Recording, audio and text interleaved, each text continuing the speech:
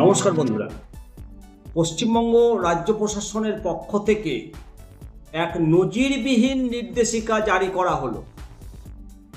সরাসরি নবান্ন থেকে মুখ্য সচিবের নির্দেশে জানানো হয়েছে। দেখুন সেই নির্দেশিকা। এই নির্দেশিকায় স্পষ্ট বলে দেওয়া হয়েছে, এখন থেকে কোনো সরকারি ফাইল বা গুরুত্বপূর্ণ নথি দপ্তর থেকে বাইরে নিয়ে যাওয়া যাবে না। এখন প্রশ্ন হলো, হঠাৎ করে কেন এই কড়া পদক্ষেপ? এর পেছনে আসল কারণ কি? আজকের এই প্রতিবেদনে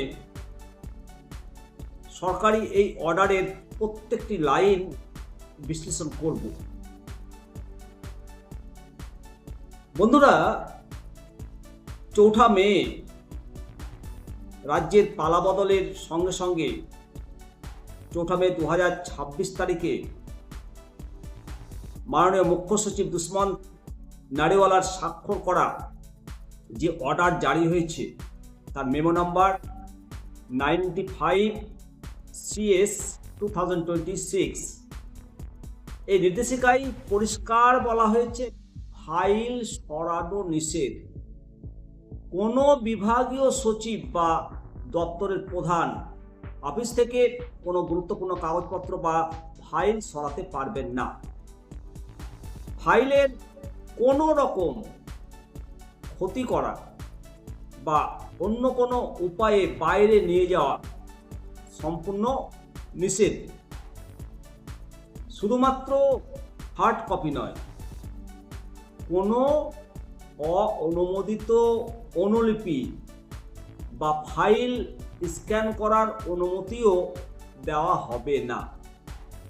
এই নির্দেশিকায় আরও একটি গুরুত্বপূর্ণ বিষয় হলো ব্যক্তিগত লায়াবিলিটি, ব্যক্তিগত দায়বদ্ধতা। অর্থাৎ কোনো দপ্তরের ফাইল 969, তবে সেই বিভাগের সচিব বা প্রধানকে ব্যক্তিগতভাবে দায়ী থাকতে হবে।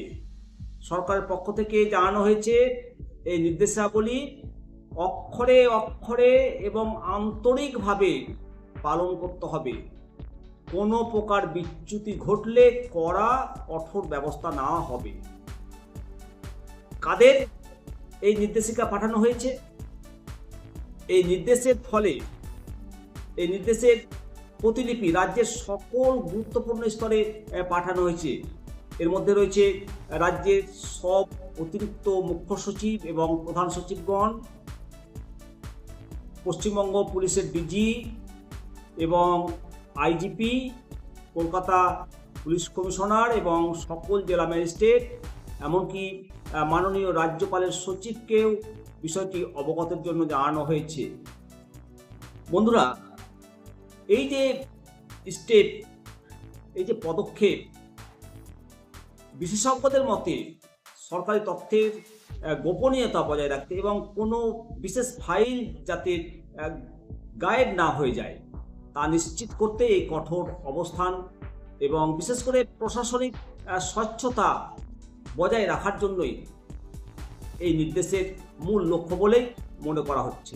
অবশ্যই আপনার কি মনে হয়, সরকারের এই পদক্ষেপ কি প্রশাসনের স্বচ্ছতা আরও বাড়াবে? অবশ্যই কমেন্ট সেকশনে আপনার গুরুত্বপূর্ণ মতামত জানাবেন, এবং এই প্রতিবেদনটি ভালো লাগলে বন্ধুদের মধ্যে শেয়ার করবেন। চলুন সবাই মিলে বলি, জয় হিন্দ, বন্দে মাতরম, ভারত মাতা কি জয়।